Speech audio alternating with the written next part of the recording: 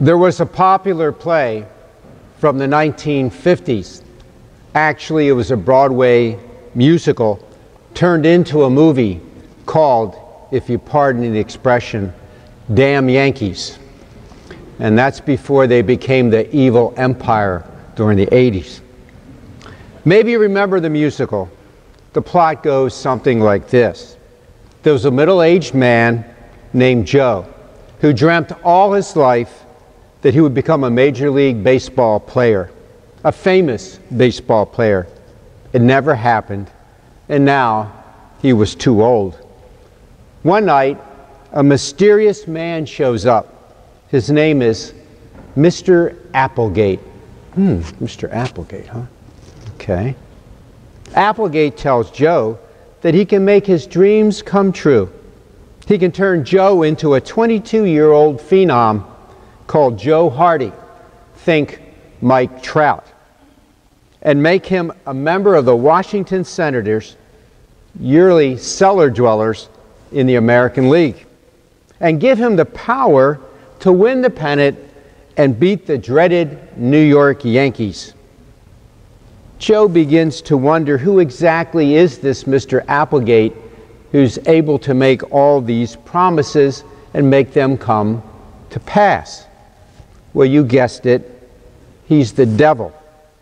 So this is a modern version of the Faust story. Joe learns that there is one big catch, though. In exchange for stardom and the pennant, he must sell his soul to the devil. Well, even knowing this, Joe finds the offer, well, just too good to pass up. Beat those dreaded Yankees. So he accepts. But he gets Mr. Applegate to insert one clause in the agreement. That is that Joe can back out of the agreement as long as it's before the Senators clinch the pennant. Mr. Applegate figures that there's not much chance that that will happen. After all, once Joe gets that far, he believes he'll never back out. And so Joe writes a brief note one night, kisses his sleeping wife goodbye, and heads off to his new life.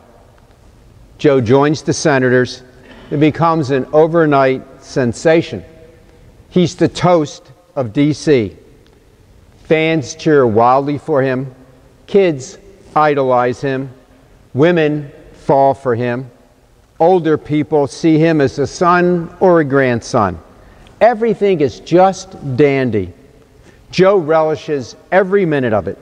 He never dreamt that life could be this good. But as the season progresses, something unexpected happens. Slowly, all the fame and fortune begins to grow stale.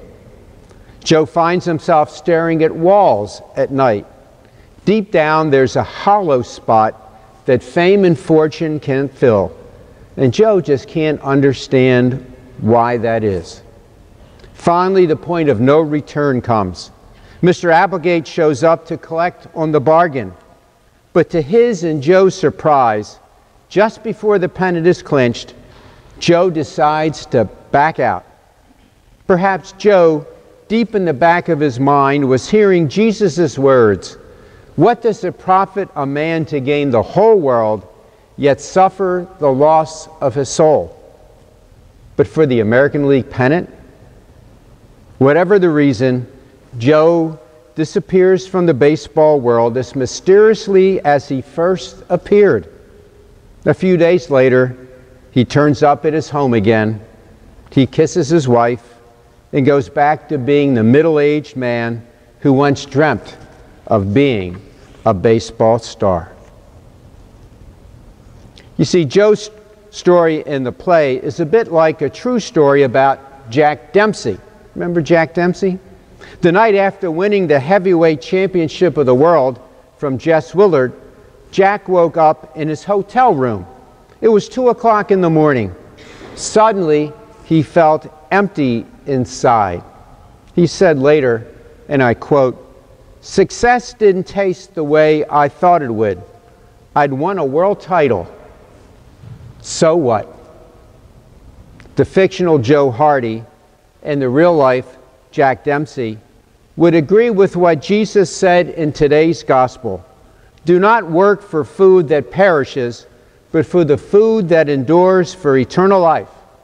And again, I am the bread of life.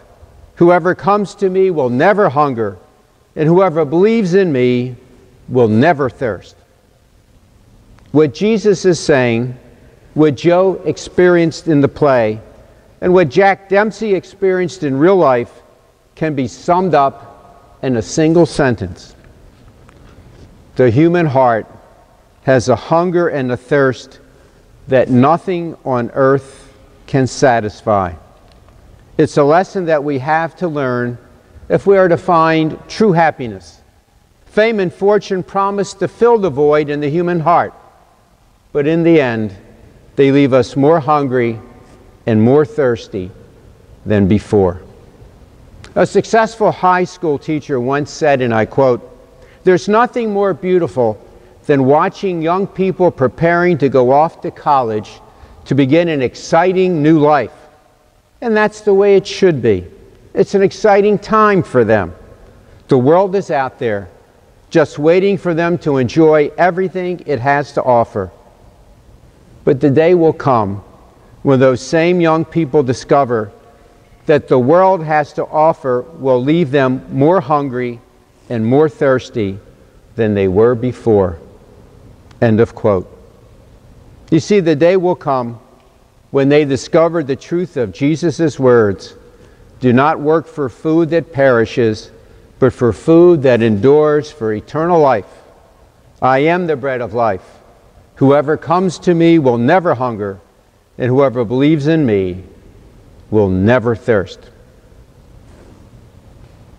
How hungry or thirsty are you?